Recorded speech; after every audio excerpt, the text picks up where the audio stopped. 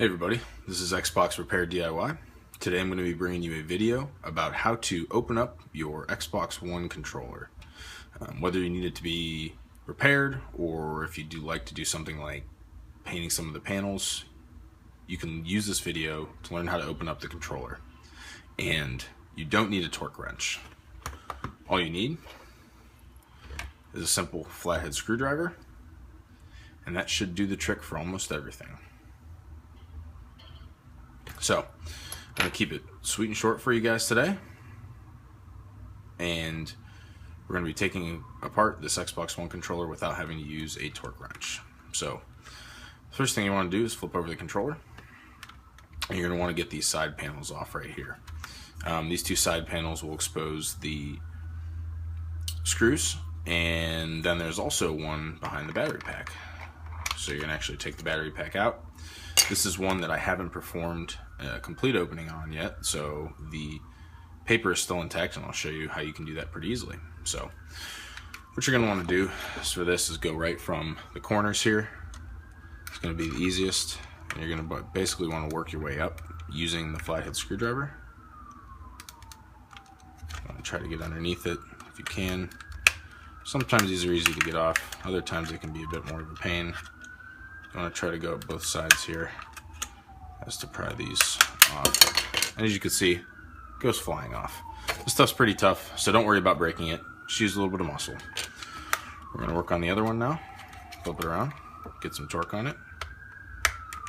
If you work from the corners here, it's the easiest to get it off, because then you can work up one side, and then you can also work up the other one at the same time, and it tends to come off the easiest.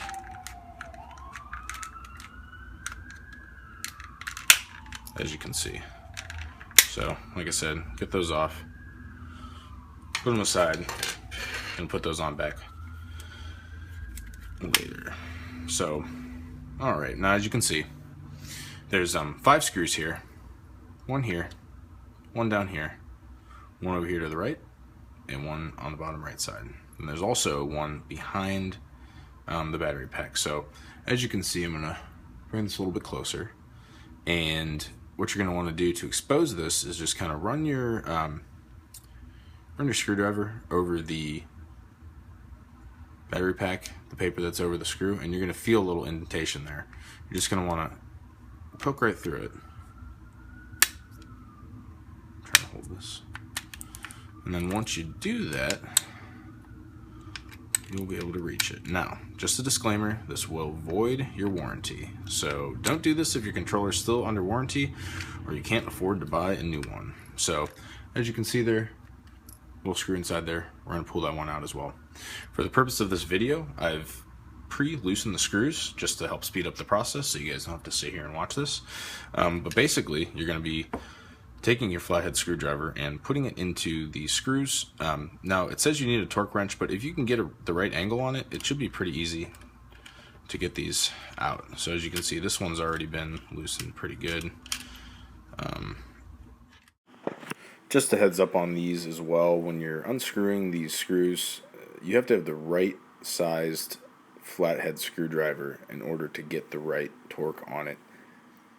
If it's too small, it'll spin. If it's too big, it won't fit in there. So just be careful and make sure that you're not stripping the screws, because then you won't be able to use them again, and that would be bad. Alright, so once you have all the screws out that are underneath the handles, you're going to want to go for the final screw, which is behind the battery pack. And that one's going to be an absolute pain in the butt to get out, by the way.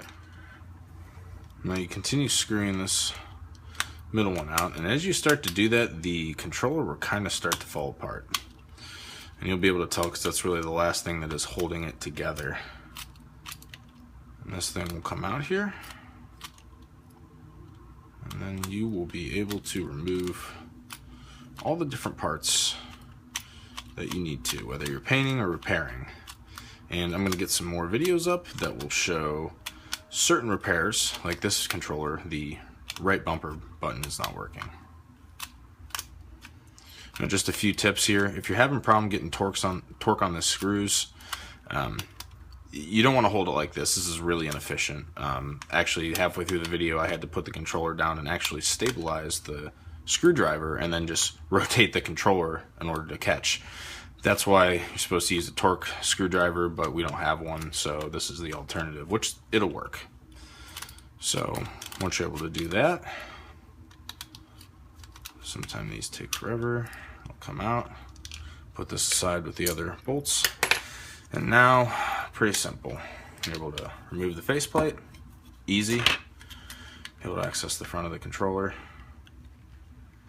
clean it up, do whatever you need to do, and then you can also remove the back part, which exposes everything. And then you're able to see possibly, you know, what's wrong with the controller. You need to fix it. As you can see, the left bumper is working here, the right bumper is not, so I'm going to go in there and check it out.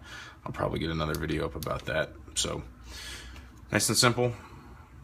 Put it back together the same way that you took it apart, just in reverse order. Be careful with this type of stuff. It does void your warranty, just a heads up. So, thanks for watching. Don't forget to like and subscribe, and I'll be able to put some more videos up. Thanks, everybody.